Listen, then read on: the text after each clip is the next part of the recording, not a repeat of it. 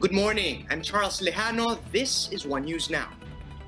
The Health Department cautions the public against reports that dengue antibodies could provide some immunity against COVID-19. This after a still unpublished study analyzed the coronavirus outbreak in Brazil and found that places with lower infection rates and slower case growth were the same areas that had suffered intense dengue outbreaks over the past 2 years. The research proponents pointed out this may suggest that exposure to the mosquito-transmitted illness may provide some sort of immunity against COVID-19. But DOH spokesperson Maria Rosario Vergeres says it's too early to conclude that there's indeed a link between the two diseases.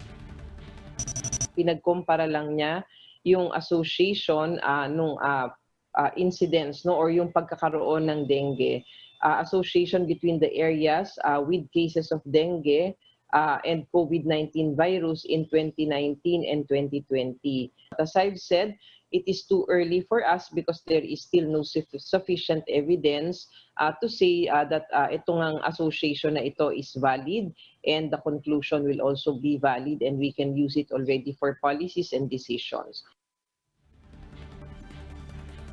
Malacanang on Wednesday rejected views that the Philippine government is unable to suppress COVID-19 due to the medical populist stance of President Duterte. Roque says the president, the IATF, have met the challenges of the virus with science and hard data. He said this in response to a report by a leading international medical journal, Lancet, which criticized President Duterte and other world leaders like US President Donald Trump, Brazilian President Jair Bolsonaro for their alleged medical populist style of leadership. The medical journal says these leaders are struggling to contain the pandemic in their countries because they, quote, simplified the pandemic by downplaying its impacts, touting easy solutions or treatments, and subscribing to unverified medical claims.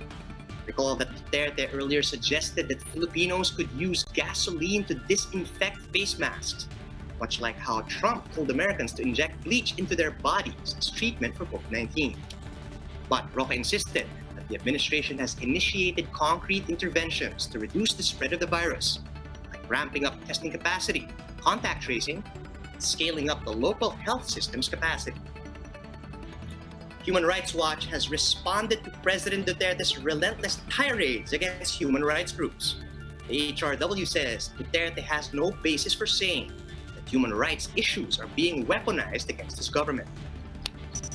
Speaking with one PH's Sa Totoo Lang, Human Rights Watch Asia researcher Carlos Conde said leaders who have a history of abusing human rights also have a tendency to turn the tables on human rights advocacy groups the moment they demand accountability.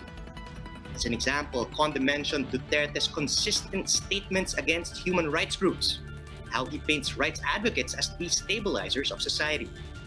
Conde also said it's unfair for Duterte and his allies to say that human rights advocates do not want the government to succeed, and all they want is to protect the civil liberties of Filipinos. Then said the Duterte administration is facing thousands of serious allegations of grave human rights abuses related to the drug war. But instead of addressing the accusations or allowing independent investigating bodies to look into his war on drugs, Conde says Duterte has been focused on painting human rights advocates as the enemy. Conde tells the Duterte government if they really have nothing to hide, then they should not try to avoid scrutiny. Sinasabi ni President Duterte, we should be open for dialogue, constructive engagement. Well, tama yun, totoo yun. We agree to that 100%. Pero dapat sa kanya manggagaling yun. Dapat wag niyang tutulan yung pagpasok ng mga UN experts para investigahan yung mga nangyayari patayan dito sa Pilipinas.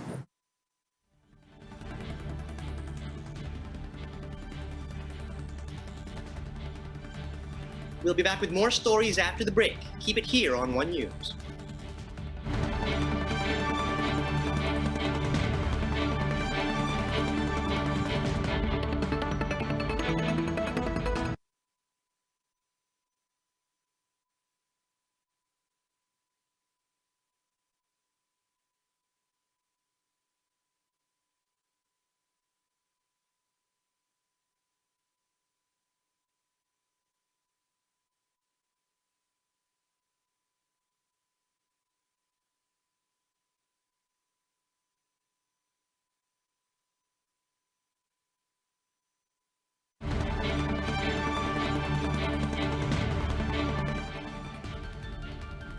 You're still watching One News Now. I'm Charles Lejano.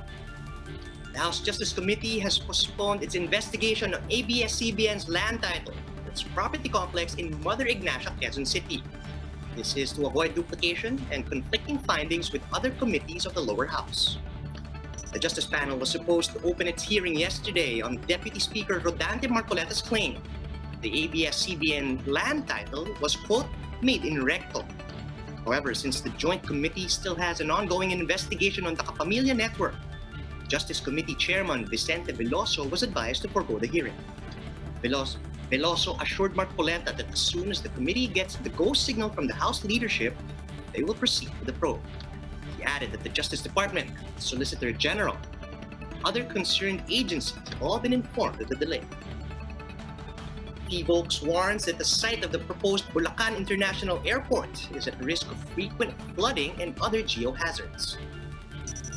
Phivolcs Director Renato Soledum says, although the new Manila International Airport is located far from fault systems, it may still face strong ground shaking and liquefaction during earthquakes.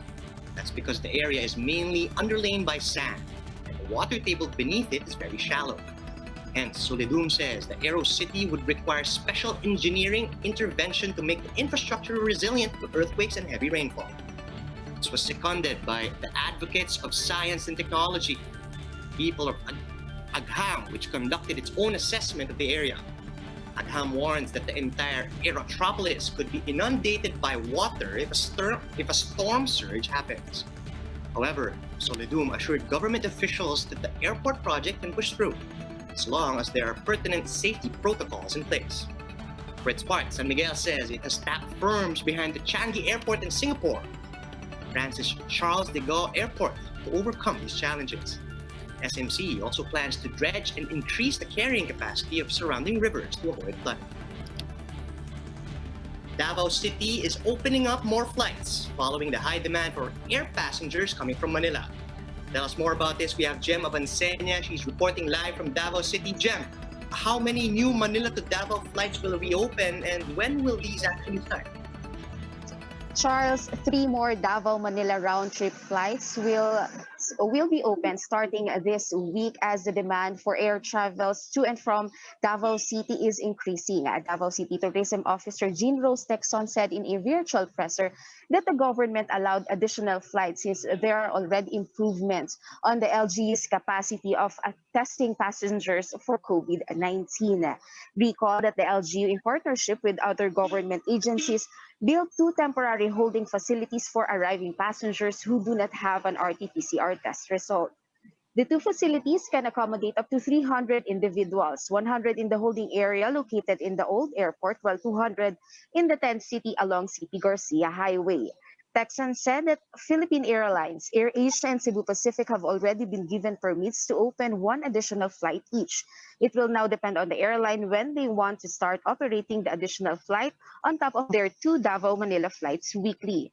Aside from Davao-Manila, Davao International Airport is also accommodating passengers to and from Cebu and Clark.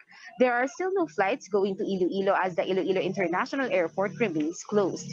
The Davao City LGU is also eyeing the resumption of international flights, but Texon said this will all depend upon the IATF's decision. Nevertheless, she said that the Davao Airport is already prepared for the possible reopening of international flights anytime soon. Charles, most of the air travelers coming here in Davao City are authorized persons outside residents, those who are traveling for work, and locally stranded individuals. Charles? Right, Jem, just to clarify, what additional documents will be required for passengers who are traveling to Davao City? Charles, as long as the passenger do have a travel authority and a negative RT-PCR result issued within 48 hours before his scheduled flight, he is allowed to come here in Davao City. And in case that he doesn't have a negative RT-PCR result, he will undergo swab test once he arrives here in Davao International Airport and will be placed under the temporary holding facility. Charles? Right, Jem, but then who will be allowed to actually travel to the city? Will this be limited to returning residents and those who are employed within the city? Charles, as what I have said earlier, as long as they have this travel authority, they are allowed to enter here in Davao City. Right, no limitation then. Thank you. That was Gemma Vansenia reporting live from Davao City. For more updates, visit News 5, the Philippine Star and Business World online. Check out our website, onenews.ph, for in-depth analysis. And you can also catch One News on the Signal Play app. Register for a free account at www.signalplay.com. Stream One News live anytime, anywhere. I'm Charles Lejano. We are One News.